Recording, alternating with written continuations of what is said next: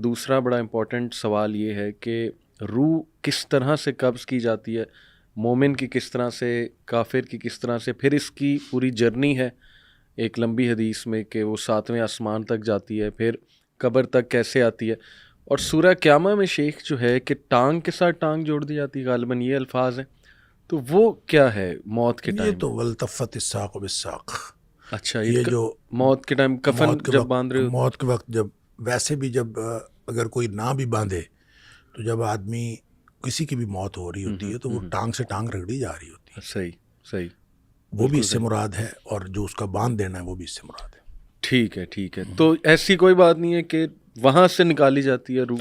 ہاں یہ بھی اچھا یہ ہے، اچھا یہ دوسری حدیث میں ہے۔ یہ اچھا تو قرآن کی بات ہے نا والتفت الساق، لیکن یہ بات حدیث میں ہے کہ جو جان نکلتی ہے وہ پاؤں کی طرف سے شروع ہوتی ہے اور نکلتے نکلتے یہاں تک آتی ہے، اچھا، اور وہ جو نرخرے سے معلم یغرغر ہے نا، کہ اگر یہاں سے آواز آنے سے پہلے پہلے توبہ کر لے تو توبہ قبول ہوتی ہے، اللہ، صحیح، اور یہ یہاں سے جو آواز آنی ہے وہ اس وقت آنی ہے جو باقی جسم سے جان نکل جانی ہے، بالکل آخری مرحلہ ہے، صحیح، یہاں سے بالکل ختم۔ سبحان اللہ سبحان اللہ۔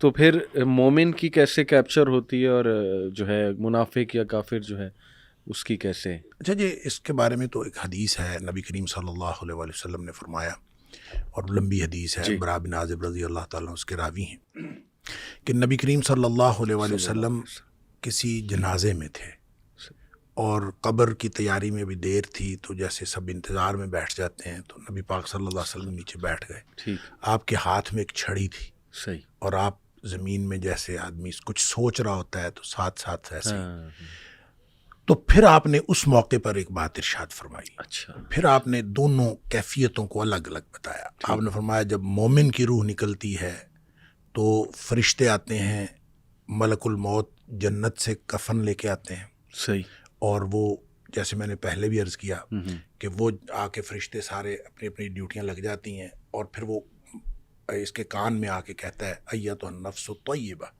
اے پاکیزہ روح، صحیح، نکلو، صحیح، اخرجی الی مغفرت من اللہ و رضوان، سبحان اللہ، اللہ کی مغفرت اور اللہ کی خوشنودی کی طرف نکلو۔ اللہ اکبر، اللہ، تو پھر وہ تو فوراً نکلتی ہے نا، مطلب اس وہ کا تو مطلب خوش ہوتی ہے، وہ تو خوش ہوتی ہے، وہ ہوں، تو نکلنے کے لیے پھر دیر ہی نہیں لگتی، صحیح، اور وہ جیسے پانی کی مشک بھری ہوئی ہے تو بند کھول دیا جائے، صحیح، تخرج تسیل کما تخرج القطرۃ من فی السقا، صحیح، وہ نکل جاتی۔ ٹھیک، تو دوسرا جو ہے، جب وہ مومن کے علاوہ کافر اور منافق کی موت کے لیے جب فرشتے آتے ہیں تو نبی کریم صلی اللہ علیہ وسلم نے فرمایا وہ جہنم سے بدبودار کفن لے کے آتے ہیں۔ استغفر اللہ، اب اس طرح ڈیوٹیاں لگ جاتی ہیں، سب بیٹھ جاتے ہیں، تو وہ جو ملک الموت ہے وہ اس کے کان میں آ کے کہتا ہے ایتھا النفس الخبیثہ، اللہ، اے ناپاک روح، نکلو، اخرجی، باہر نکلو، الی سخط من اللہ و غضب، اللہ کی ناراضگی اور اللہ کے غضب کی طرف نکلو، اللہ کی ناراضگی اور اللہ کا غضب تیرا انتظار کر رہا ہے۔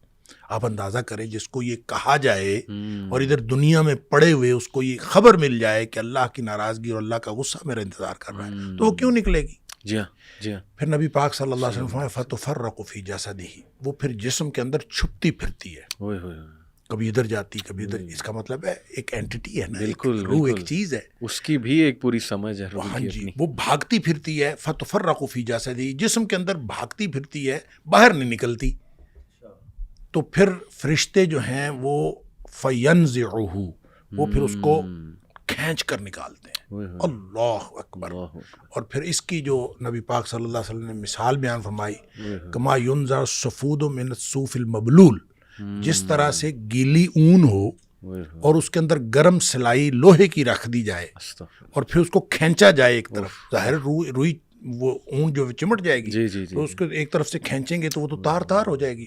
فرمایا اس طرح فرشتے جو ہے اس کی جان نکالتے ہیں۔ قرآن کہتا ہے وَالنَّازِعَاتِ غَرْقًا، ڈوب کر کھینچ لینے والے فرشتوں کی قسم، سبحان اللہ، وَالنَّاشِطَاتِ نَشْطًا، اور بند کھول دینے والے فرشتوں کی قسم، یعنی بالکل ایسے جیسے بند کھل جاتا ہے، یہ مومن کی موت ہے، اور پھر اس کو اندر سے کھینچ کر نکالتے ہیں، یہ کافر اور منافق کی موت ہے۔ پھر آگے بھی تفصیل نبی کریم صلی اللہ علیہ وسلم فرمائی، وہ جو آپ بتا رہے تھے 7ویں آسمان تک جاتی ہے، تو یہ 7ویں آسمان تک جاتی ہے، وہ تو جو علیین میں جا کے اللہ تعالیٰ کی طرف سے ہو کے اور پھر اس کو علیین میں مقام مل جاتا ہے. اچھا. اور اس کو لکھ دیا جاتا ہے علیین یا مقام ہے یا رجسٹر ہے, اس کے اندر وہ شامل ہو جاتی ہے. ٹھیک. پھر وہ واپس آتی ہے.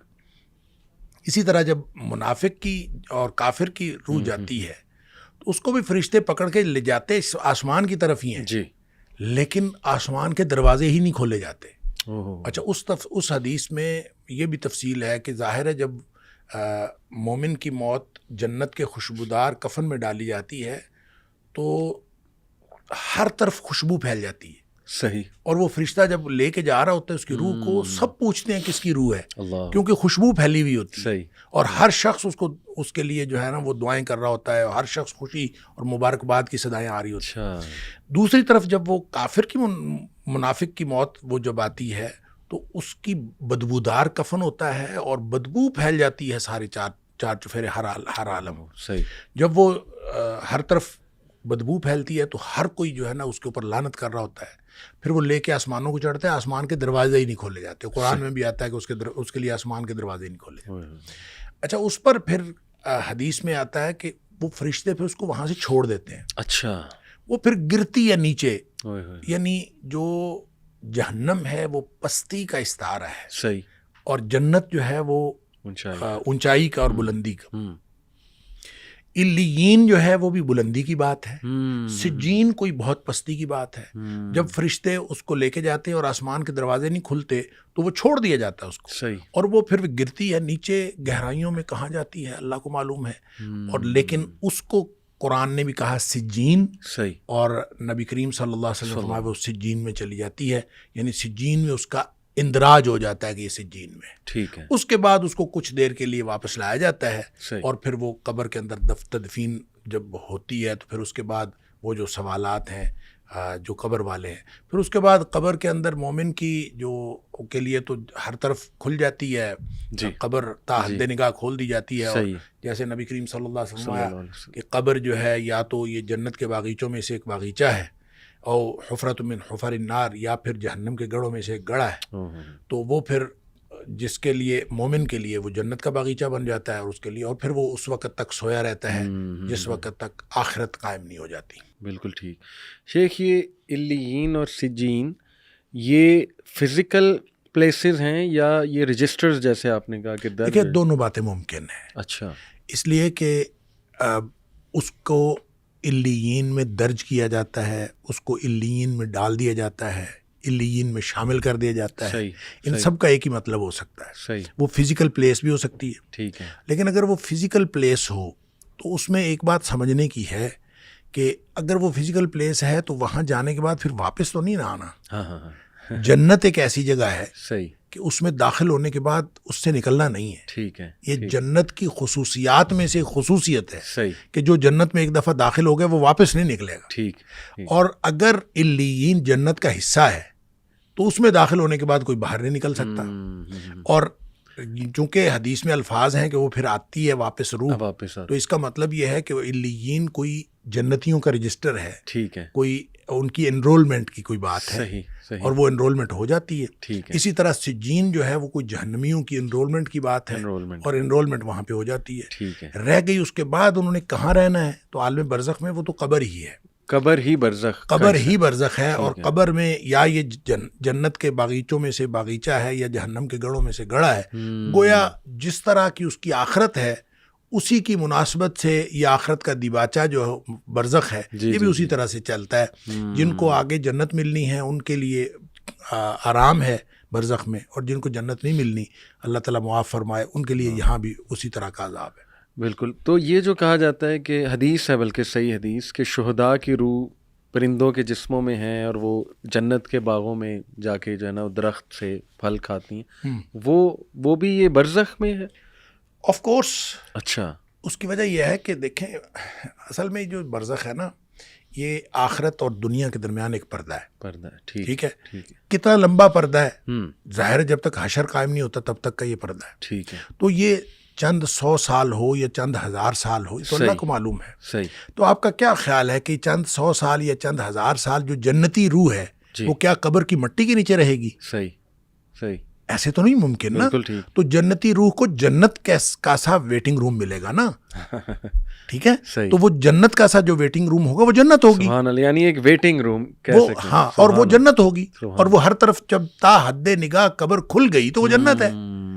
یعنی اس کو ہم یہ کیسے کہہ سکتے ہیں کہ وہ جنت نہیں ہے؟ گویا برزخ ہی ہوگا, لیکن برزخ میں اس کے حالات جو ہیں وہ جنت والے ہوں گے. صحیح. دوسری بات یہ ہے کہ اس کو آپ ایک اور اینگل سے بھی دیکھنے کی ضرورت ہے ان ساری باتوں کو. جی جی. کہ دیکھیں, انسان یہاں سے فوت ہوتا ہے اور مرنے کے بعد پھر قبر میں جاتا ہے, قبر سے نکلے گا, حشر میں جائے گا, حشر سے نکلے گا اور پھر یہ یعنی پل صراط سے بھی گزرنا ہے, جہنم کو بھی دیکھنا ہے, اور پھر اللہ کرے جنت میں, جنت اور جہنم کا فیصلہ, اللہ تعالیٰ ہم سب کو جنت الفردوس عطا فرمائے. یہ ایک لمبا سفر ہے. صحیح ہے. صحیح. اس میں برزخ ایک بڑی لمبی زندگی ہے. پھر اس کے بعد آخرت میں کا پہلا دن جو ہے قیامت والا دن 50,000 سال کا دن ہے. سبحان اللہ. اب وہ دیکھیں کتنا لمبا دن ہے. جی. بڑا لمبا عرصہ ہے یہ سارا. صحیح. مومن کے لیے یہ اتنا لمبا نہیں ہوگا. ٹھیک ٹھیک. اب دیکھیں وہ سارا سکویز کر دیا جائے گا. صحیح. اور وہ اس کے لیے تو وہ تو ایسے ہے جیسے عصر سے لے کے مغرب تک کا وہ وقت ملتا ہے, اس کو فوراً گزر جائے. صحیح. اس کا مطلب یہ سارے مراحل آنے ہیں, لیکن مومن کے لیے تکلیف دہ نہیں ہوں گے. صحیح. یعنی کوئی بھی مرحلہ ہوگا تکلیف دہ نہیں ہوگا. جب جیسے قیامت کی بات کی قرآن نے, یوم یفر المرء من اخیہ وامہ وابیہ وصاحبتہ وبنیہ لکل امرئ منہم یومئذ شأن یغنیہ. ہر شخص کو اپنی اپنی پڑی ہوگی, باپ بیٹا سب رشتے ختم. صحیح. لیکن ساتھ فرمائے وجوہ یومئذ مسفرہ, کچھ چہرے چمک رہے ہوں گے. اللہ. یعنی انتہائی خوفناک صورتحال بتا کے سبحان اللہ بتایا کہ وجوہ یومئذ مسفرہ, کچھ چہرے چمک رہے ہوں گے. اور صرف چمک نہیں رہے ہوں گے, ضاحکۃ مستبشرہ, خوش ہوں گے اور ہنس رہے ہوں گے. سبحان اللہ اللہ. اس ماحول میں کچھ ہنس رہے ہوں گے. تو اس کا مطلب ہے مومن کے لیے یہاں تک ہی ہے ساری جو خرابیاں ہیں, اور مومن کے لیے ساری سختیاں موت سے پہلے تک ہیں. اللہ. جو ہی اس نے موت آنی ہے تو اس کے بعد تو آسانیاں شروع ہو گئی. اور اس دن وہ سختی جتنی بھی ہو, جتنی مرضی سختی کا دن ہو, سختی کی صورتحال ہو, پل صراط ایون ہو, جس کے بارے میں کہا کہ وہ بہت باریک ہے, جہنم کے اوپر پل ہے, اور وہ بال سے زیادہ باریک, تلوار سے زیادہ تیز, تو ظاہر اس سے گزرنا مشکل. تو مومن تو وہاں سے یوں گزریں گے جیسے بجلی چمکتی ہے. تو اس کا مطلب ہے ان کو تو گزرنے کے لیے کوئی دقت نہیں ہوگی. بالکل صحیح. تو یہ ساری چیزیں آسان ہوتی جائیں گی اہل ایمان کے لیے. صحیح ہے صحیح, یہ سارا کا سارا پروسیجر ہونا ہے. اللہ. لیکن اس پروسیجر کے دوران مومن کی زندگی جنت کی زندگی ہوگی. اور اس کے لیے اور بھی بہت سارے دلائل ہیں. جیسے مثال کے طور پر نبی کریم صلی اللہ علیہ وسلم نے فرمایا جو شخص ہر فرض نماز کے بعد آیت الکرسی پڑھتا ہے, صحیح, اس کے اور جنت کے درمیان صرف موت کا فاصلہ رہ جاتا. صحیح صحیح. گویا یہاں سے اس کی آنکھ بند ہوئی اور اس کی آنکھ جنت میں کھلنی ہے. اللہ. تو جب ایسا ہے مومن کے لیے صحیح, تو اس کی تو موجیں لگی ہوئی ہیں. اللہ تعالیٰ ایمان کے ساتھ لے جائے تو آنکھ جنت میں کھلنی ہے. چاہے آپ اس کو قبر میں دفنا کے آئے ہیں, اس کی آنکھ جنت میں کھلنی ہے. اور اس کے لیے باقی سارے معاملات ایسے ہی ہیں جیسے جنتیوں کے VIP قسم کی اس کے ساتھ ٹریٹمنٹ ہو رہی ہوگی, اور وہ مراحل کے اندر کسی کو کوئی پریشانی نہیں ہوگی. اللہ. تو اس لیے یہ پتہ یہ چلتا ہے کہ عالم برزخ کے سارے مراحل ہوں گے اور اسی طرح سے ہو رہے ہوں گے, لیکن مومن کے لیے وہ وقت کے اعتبار سے بھی اتنے وہ مشکل نہیں ہوں گے, اور عملی طور پر اس میں مشکل تو مومن کے لیے ہوگی نہیں بالکل. اور مومن خوش ہوگا ہر معاملے میں. اللہ تعالیٰ ہمیں ایمان دے. آمین. آپ نے جس طرح شیخ بتایا ماشاءاللہ, دیکھیں کتنی بشارتیں بھی ہیں. وہ پھر لوگ اکثر کہتے ہیں نا کہ یار ڈرایا زیادہ جاتا ہے اور بشارتیں کم سنائی جاتی ہیں. تو دیکھیں ماشاءاللہ آپ نے جو آیات سنائی اس میں تو ہے کہ وہ ہنس رہے ہوں گے اس دن اور ان کے چہرے ماشاءاللہ چمک رہے ہوں گے. تو ہمیں تو اللہ سے دعا کرنی چاہیے ہم ان میں سے شامل ہوں, اور میدان حشر بھی آپ نے کہا آسان ہوگا انشاءاللہ ان لوگوں کے لیے. تو میدان حشر میں تو دیکھیں سارے مراحل ہی. حضرت عائشہ صدیقہ رضی اللہ تعالیٰ عنہا سے نبی پاک صلی اللہ علیہ وسلم نے یہ فرمایا کہ عائشہ جس کا حساب کتاب شروع ہو گیا نا تو وہ پکڑا گیا, وہ بچ نہیں سکتا. جس کا حساب شروع ہو گیا بچ نہیں سکتا. تو حضرت عائشہ صدیقہ رضی اللہ تعالیٰ عنہا نے پوچھا اللہ کے رسول صلی اللہ علیہ وسلم پھر حساباً یسیرہ سے کیا مراد ہے؟ جو قرآن نے کہا فَيُحَاسِبُ حِسَابًا يَسِيرًا وَيُحَاسَبُ حِسَابًا يَسِيرًا, وہ اس کا حساب بالکل آسان لیا جائے گا. صحیح. نبی کریم صلی اللہ علیہ وسلم نے فرمایا عائشہ وہ حساب نہیں ہوگا, اچھا, وہ تو صرف پیشی ہوگی, وہ سامنے ایک دفعہ پیش کیا جائے گا اللہ اور اس کے بعد کہا جائے گا جاؤ, بس اتنا ہی. اعمال کا حساب کہاں. تو یعنی مومن کے لیے سارے مراحل ہی آسان ہو جائیں گے انشاءاللہ. تو اللہ تعالیٰ ہم سب کو ایمان دے تو پھر یہ چیزیں اور چینج ہو جاتی. آمین آمین. اچھا ایک سوال شیخ بہت کرتے ہیں لوگ کہ عذاب روح کو ہوتا ہے یا جسم کو ہوتا ہے یا دونوں ایٹ دا سیم ٹائم؟ یہ بھی ان سوالوں میں سے ہے جو بہت قدیم سوالات ہیں, اور ہمیشہ ہر دور میں متقدمین نے بھی اس کے اوپر بہت بحث کی کہ یہ اس لیے کہ جب ہم قبر میں سے کسی کو نکالیں تو وہ تو ویسے ہی پڑا ہوتا ہے, تو کسی کو عذاب ثواب ہم تو نہیں دیکھ رہے ہوتے کہ کچھ ہو رہا ہے. تو اس سے لوگوں نے کہا کہ اس کا مطلب ہے جسمانی نہیں ہوتا, وہ روحانی ہوتا ہے. صحیح. اور روح کو وہ ساری کیفیتیں درپیش ہوتی ہیں. صحیح. مسئلہ اصل میں یہ ہے کہ جیسے مثلا یہ بھی تمثیل کے طور پر بیان کیا گیا کہ مثال کے طور پر جب ہم خواب میں ہوتے ہیں تو خواب میں اللہ تعالیٰ معاف فرمائے سانپ ڈس لے, ہاں جی, تو ہمیں جو سانپ ڈسنے کی تکلیف ہوتی ہے خواب میں وہ تو پوری ہوتی ہے. بالکل بالکل ٹھیک ہے, بالکل. یہ تو بعد میں پتہ چلتا ہے کہ وہ خواب تھا. ٹھیک ہے. تو اسی طرح اگر صرف محض روحانی طور پر ان کو دکھایا جائے کہ آپ کو سانپ ڈس رہے ہیں اور بچھو ڈس رہے ہیں اور اس طرح سے ہو رہا ہے, بظاہر وہ آرام سے پڑا ہوا ہے, فزیکلی وہاں پہ بچھو سانپ کوئی نہیں ہے, تو تکلیف تو اتنی ہی ہے. سبحان اللہ. بالکل بالکل صحیح. مطلب اگر اس کو تو بعد میں پتہ چلتا ہے, جیسے ہم خواب میں تو بعد میں ہم بیدار ہو جاتے ہیں, وہاں تو بیداری کوئی نہیں ہے, وہاں تو وہ بیدار ہو چکا ہے, بیداری کی حالت میں ہی ہو رہا ہے. کچھ لوگ کو نائٹ میں آتے ہیں, پسینے چھوٹے ہوتے ہیں اور وہ بلکہ چیخ رہے ہوتے ہیں, رو رہے ہوتے ہیں نائٹ میں. تو یہ کیفیت جو جس کو اللہ کریم نے عذاب کہا ہے وہ تو عذاب ہے. وہ قبر میں آئے, وہ قبر سے پہلے آئے, وہ قبر کے بعد میں آئے, جس کو اللہ کریم نے عذاب کہا ہے وہ عذاب ہے. صحیح. اور نبی پاک صلی اللہ علیہ وسلم نے اس کی تفصیلات بتائی ہیں تو وہ عذاب ہے. صحیح. وہ رہ گئی بات یہ کہ یہ روحانی ہوگا یا جسمانی ہوگا. اس بحث کو ہم یوں کلوز کرتے ہیں کہ اگر روحانی ہو تو پھر اس میں اتنی حیرت والی کیا بات ہے. صحیح. بالکل بالکل ٹھیک ہے.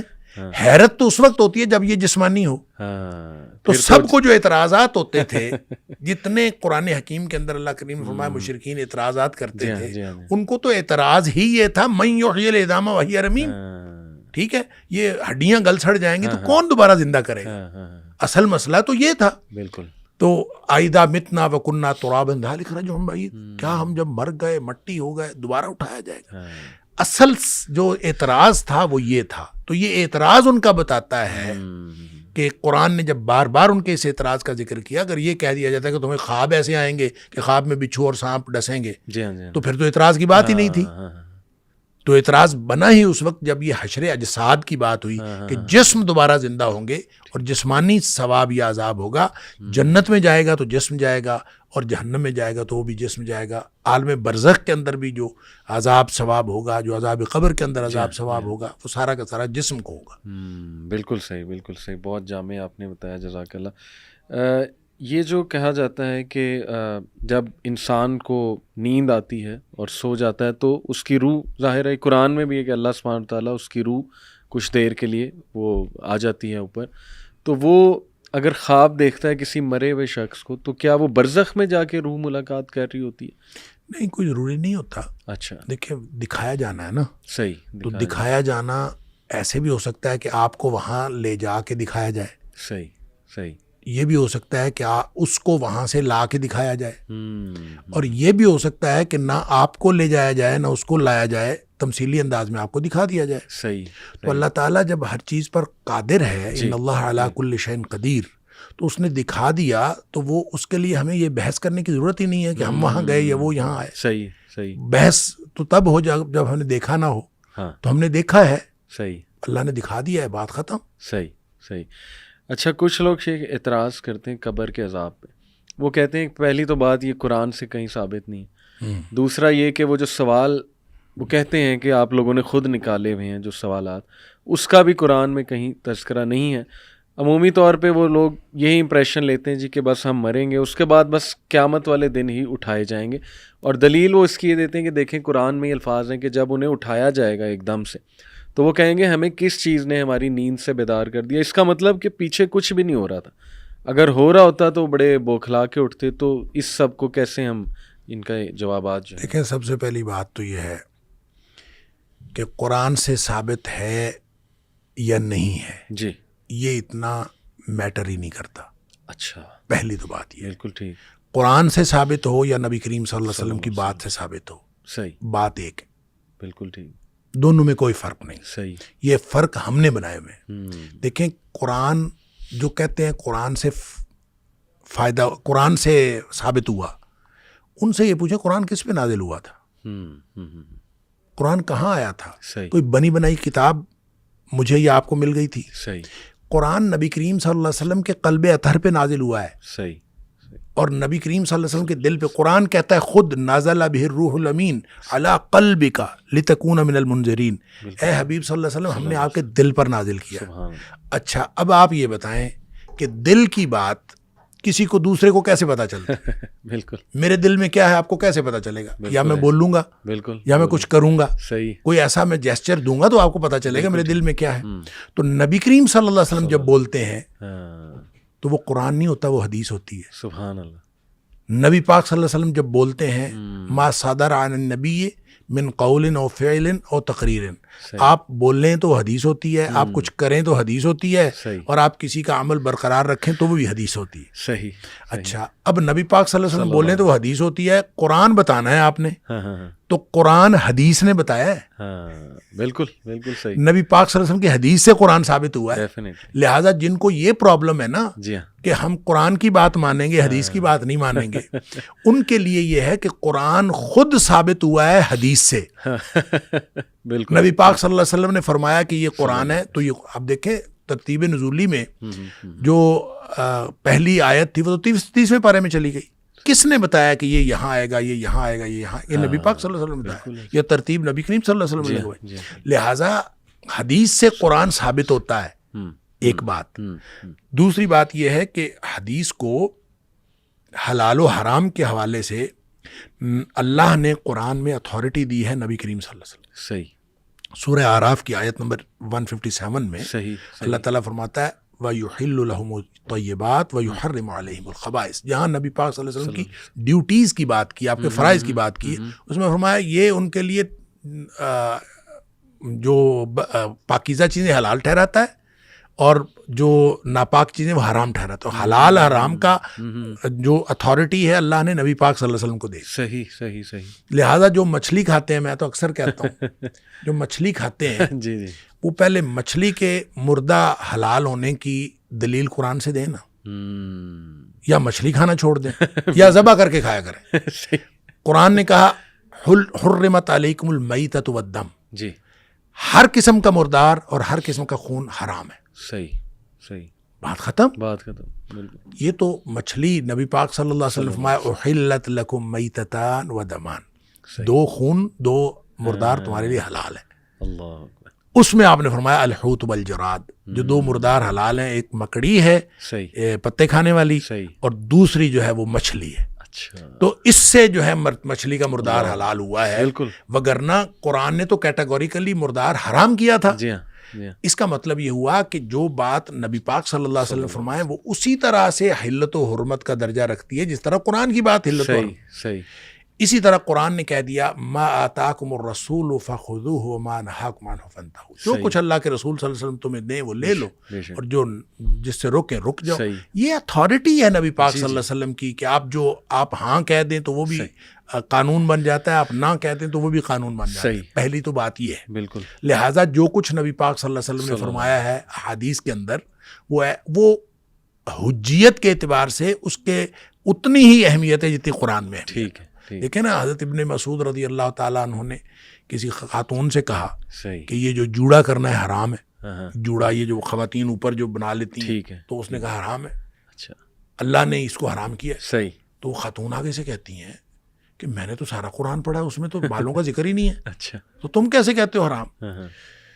ابن عبداللہ بن مسعود رضی اللہ تعالیٰ عنہ نے فرمایا کہ یہ بتائیں کہ قرآن میں آپ نے یہ نہیں پڑھا ما آتاکم الرسول فخذوہ وما نہاکم عنہ فانتہوا، جو اللہ کے رسول صلی اللہ علیہ وسلم دیں وہ لے لو اور جس سے منع کرے اسے رک جاؤ. وہ کہتی ہاں یہ تو پڑھا ہے. صحیح. تو انہوں نے فرمایا کہ یہی تو نبی پاک صلی اللہ علیہ وسلم نے تو منع کیا ہے. جب نبی پاک صلی اللہ علیہ وسلم نے منع کیا تو ایسے ہی ہے جیسے قرآن نے منع کیا.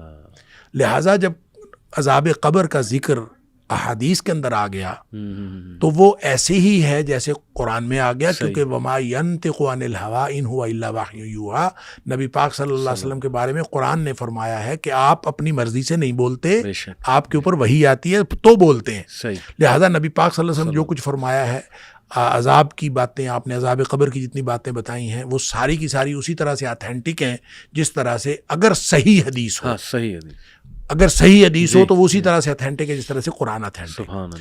دوسری بات یہ ہے کہ قرآن کے اندر کم از کم 4 مقامات پر ایسے اللہ کریم نے ایسی آیات ہیں کہ جس میں واضح طور پر عذاب قبر کا تذکرہ ہے، جی، یعنی اس سے یہ محسوس ہوتا ہے کہ جس دن مریں گے اس دن اس کے اوپر عذاب آئے گا، اشارتاً، یعنی آپ کہہ رہے ہیں؟ نہیں اشارتاً نہیں بلکہ صراحتاً، ڈرائیو۔ مثلاً قوم فرعون کے بارے میں، آل فرعون کے بارے میں فرمایا بالکل کہ صبح و شام وہ آگ پر پیش کیے جاتے ہیں، بالکل بالکل، صبح و شام وہ آگ پر پیش کیے جاتے ہیں، اور جب قیامت والا دن ہوگا تو ان کو لیے بڑے عذاب کی طرف جائیں گے۔